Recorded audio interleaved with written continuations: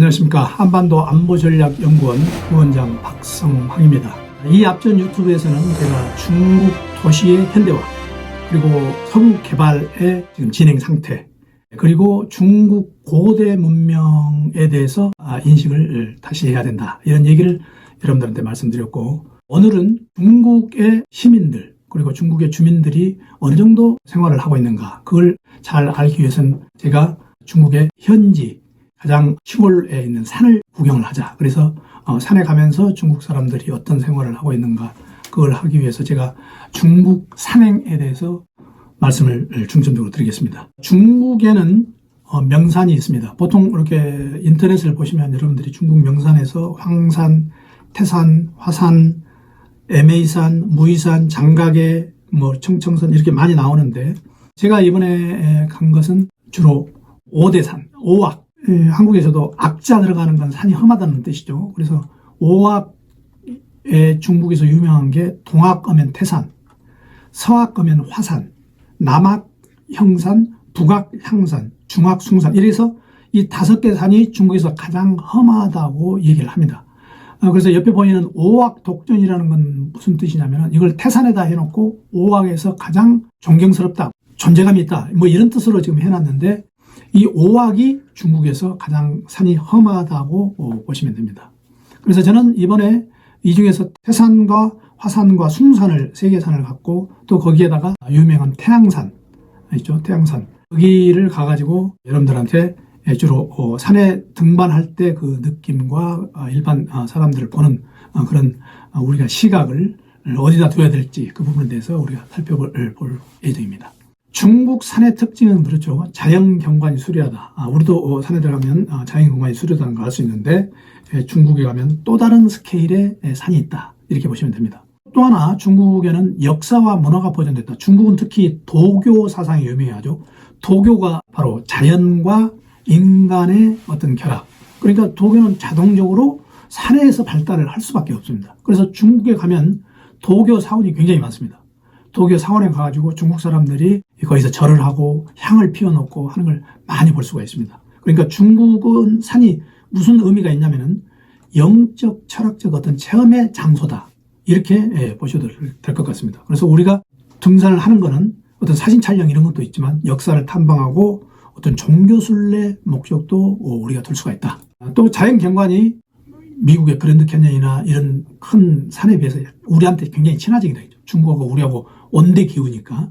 그래서 중국의 전통 분위기를 우리가 같이 공감을 하면서 우리가 향유를 할 수가 있다.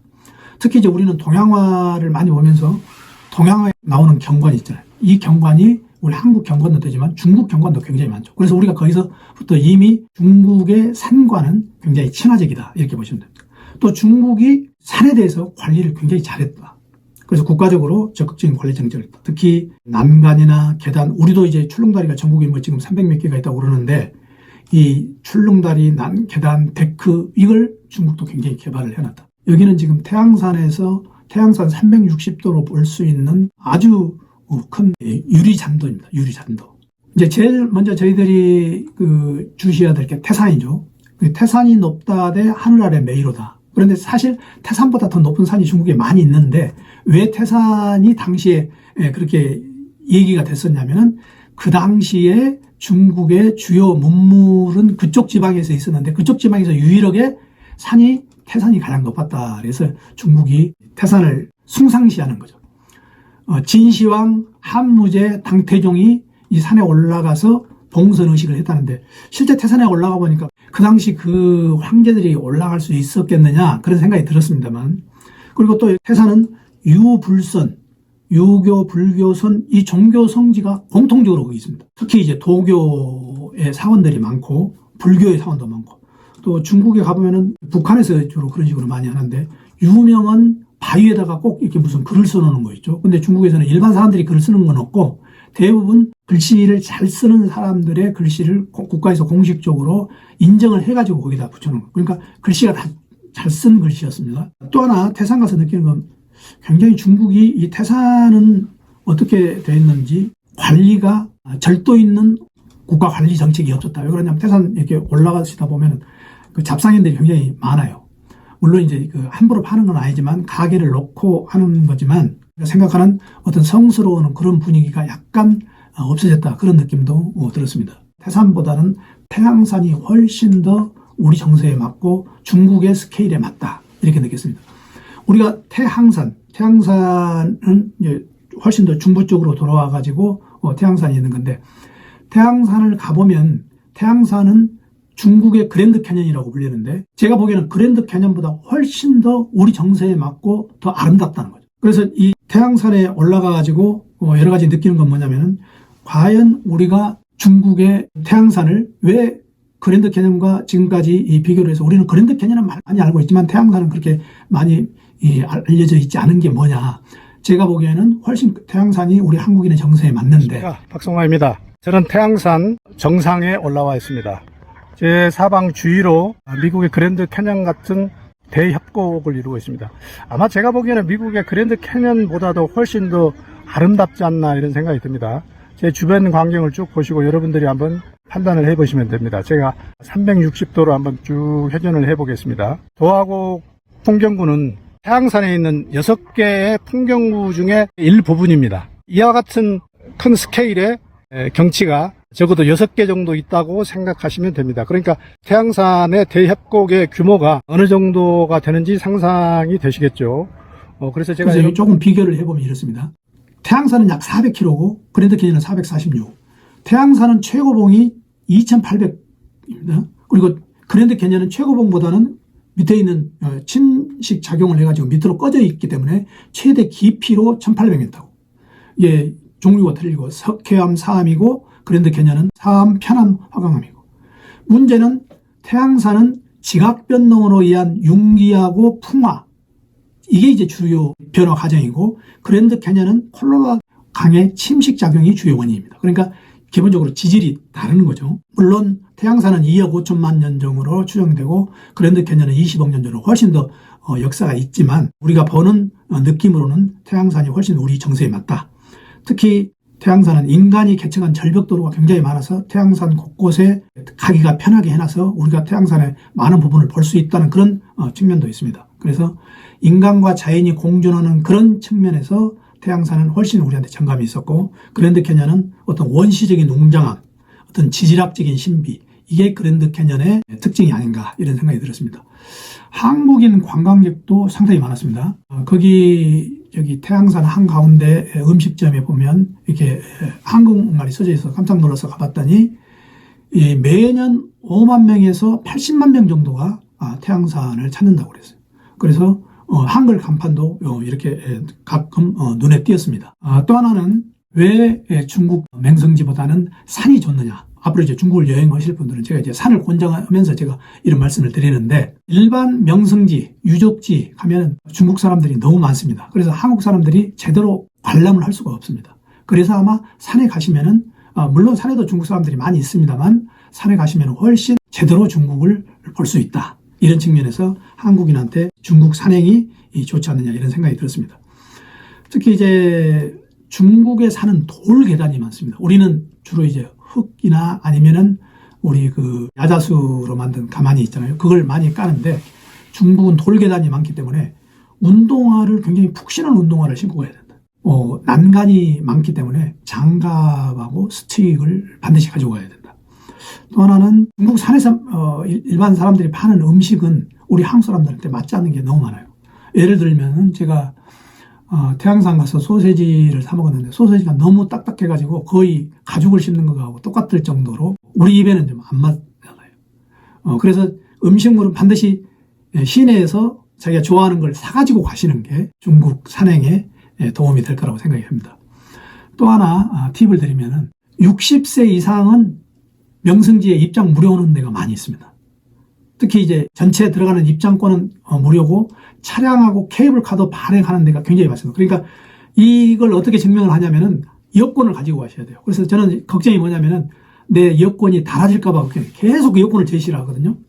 그래서 여권을 반드시 지참을 하셔야 되고 60세 이상 되시는 분들은 이런 조치를 잘 거기 보면은 그 입장권 파는 데 써져 있습니다. 그걸 보시면 어떤 데는 중국 국민 특히 대만하고 마카오 사는 사람들은 중국인들과 똑같이 대우를 한다는 것도 우리가 새삼스럽게 우리가 어제 느낄 수 있었습니다. 그러니까 실질적으로 중국은 지금 대만에 대해서 거의 통일 정책을 이미 시행하고 있습니다. 중국 사람과 똑같이 모든 걸 대우를 하고 있다고 거기에 다 적혀져 있거든요. 중국의 산림보호 정책, 우리가 여기서 좀 느끼는 게 있습니다. 중국 산림보호 정책이 굉장히 잘 됐다. 중국 사람들 담배를 그렇게 잘 피잖아요. 잘 피우고 많이 피우고, 앞으로 이제 중국 사람들이 담배를 어느 정도 이렇게 절제하게 피우느냐에 따라서 외국인들이 많이 들어가고 나오고 이게 결정이 되는데, 산에서는 중국 사람들이 굉장히 담배를 적게 핍니다. 이거는 중국이 그만큼 많이 지금 통제를 하고 있다는 거죠. 드론, 위성 모니터링, 블록체인 해가지고 산림 관리를 지금 철저히 하고 있다. 그런데 재밌는 건 있습니다. 중국이 산을 이렇게 철저히 관리를 하느냐, 이게 바로 한국의 산림 녹화 정책을 그대로 자기네들이 벤처마킹을 했다는 겁니다.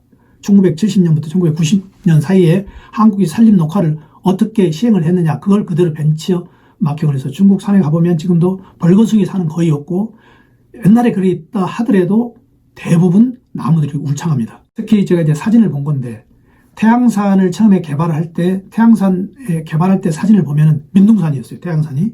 그런데 지금은 태양산이 전부 다 울창한 숲으로 변한 게 한국의 산림녹화 정책도 굉장히 유효하지 않았나, 이런 생각이 듭니다. 중국의 산을 보면서 이제 느끼는 게 있는데, 중국은 줄서기 문화가 덜 됐다. 지금도 이제 새치기 합니다. 새치기를 굉장히 부드럽게 아주 자연스럽게. 그런데 재밌는 건 새치기 하는 사람도 자연스럽게 새치기 하고, 그 다음에 새치기 당한 사람도 그렇게 크게 생각하지 않고 그냥 비켜주는 거예요. 무질서 속의 어떤 질서라 할까? 이런 게 지금 중국이 있는데, 외국 사람 눈에는 이게 굉장히 어색합니다만, 또 하나, 엘리베이터 같은데 양보하는 에티켓 문화. 이게 이제 중국이었죠. 한국 같으면은, 일본 같으면은, 에티켓을 하면은 같이 이제 같은 라인에 서 있으면은 다른 사람한테 먼저 타시라고 이렇게 하고, 내릴 때도 먼저 내리는 사람은, 급해서 먼저 내리는 사람들은 좀 목례를 하면서 먼저 내리고, 이런 게 에티켓인데, 중국에는 아직 그런 에티켓이 없다. 이것도 이제 중국 개선만. 또 하나는 담배입니다. 중국은 너무 심하다. 왜? 같은 음식점에서 옆에 있는 사람이 계속 담배 연기를 내고 하는 거는 지금도 중국이 일상화되어 있기 때문에 그런 부분. 특히 또 이제 어떤 사람은 줄서기 하면서도 담배를 피우는 그런 사람도 있어서 이런 문화는 빨리 지금 중국이 개선을 해야 된다. 또 하나는 근본적으로 중국이 영어가 통하지 않는다는 겁니다. 이거는 호텔에 가서도 마찬가지인데, 호텔에서도 영어가 통하지 않고, 또 영어가 통하지 않기 때문에 외국인은 파파고를 가지고 하는데, 우리 파파고도 문제가 있습니다. 영어나 이러는 한국과 파파고가 그대로 통화가 돼가지고 외국 사람한테 들이밀면 그대로 이제 통화 가능하는데, 중국은 엉뚱하게 파파고 번역이 나옵니다. 그래서 중국 사람들과 통화를 할 때는 중국어를 하든지, 아니면은 자기가 메모지를 가지고 다니면서 필답으로 한자를 쓰든지 상대방한테 쓰게 해서 하는 게 원시적이지만 가장 통하는 방법이 아닐까, 이런 생각이 듭니다. 그런데 어떻게 생각해보면 중국이 왜 영어가 통하지 않는가? 이거는 프랑스 경우하고 똑같이 생각이 됩니다. 프랑스인들이 프랑스인의 자존심을 위해서 프랑스어를 사용하고 영어를 사용하지 않는다. 중국 사람들은 영어를 사용하고 안 하고 자기들과 영어를 모르는 것에 대해서 전혀 부끄럽게 생각하지 않는다. 이거죠. 미안하거나 이런 게 생각하지 않고 오히려 중국어를 크게 자기네들이 떠드는 이런 일상적인 생활을 볼 때 우리가 중국에 가서 영어를 사용해서 통한다는 것은 우리 생각이지 결코 중국에는 통하지 않는다. 또 하나 이제 중국 사회 특징에 대해서 말씀드리면은 남녀가 완전히 평등하다는 거죠. 여자들의 어떤 여성스러움, 이거는 중국에서는 거의 없다.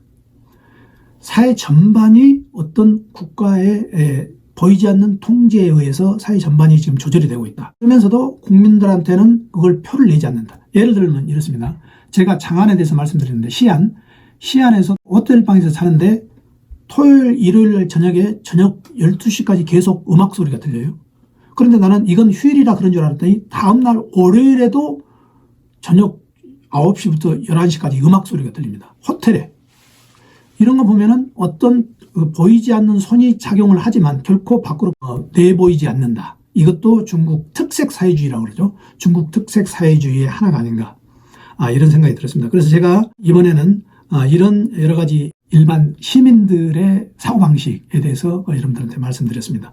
영업 마인드, 중국 사람들이 지하철에서, 지금 중국 사회주의 국가지만 지하철이 온통 지금 상업적 광고로 있는 이런 부분들도 우리가 주의를 해야 된다. 그래서 이번에는 산에 대해서 얘기했는데 다음에는 제가 이제 가는 부분에 소림사가 있어서 소림사를 다녀온 그 내용에 대해서 다음 유튜브에서는 말씀드리겠습니다. 고맙습니다.